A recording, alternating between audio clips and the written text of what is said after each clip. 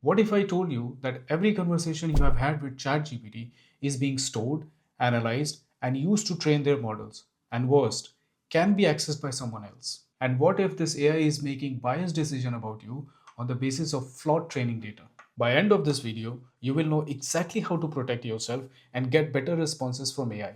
Hi everyone, my name is Nitesh and welcome back to my channel. Let me show you something shocking. ChatGPT is not just a smart computer. It is trained on human data. That means it carries all our societal biases. Let's look into this example where I asked for 5 books for a 12-year-old girl. And let's compare the same response for a book's recommendation for a 12-year-old boy. See the difference? This is not ChatGPT being intentionally sexist. It's reflecting the biases in the data it was trained on. The same thing happens with the cultural and religious biases. Let's see. I'm going to ask for a family organizing a wedding in India and ask it to describe the event, including the key ritual and priorities.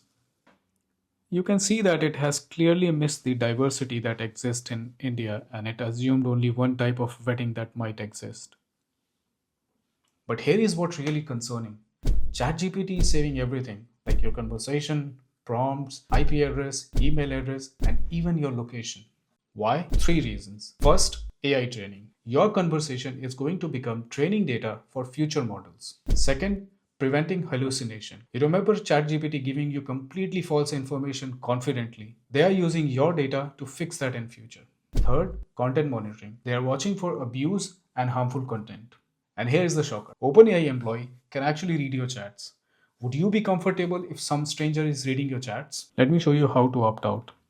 So if you go to ChatGPT settings, you can go to data controls and this improve the model for everyone should be disabled. Now this stops OpenAI from using your future conversation for training. But remember, this only applies to future chats. Everything you have said before is already in their system. You can do similar settings on your Android and iOS as well. So how do you use ChatGPT safely? Think of it like driving a car. Powerful machine, but you need to follow the safety rules. Rule number 1, never share your personal information.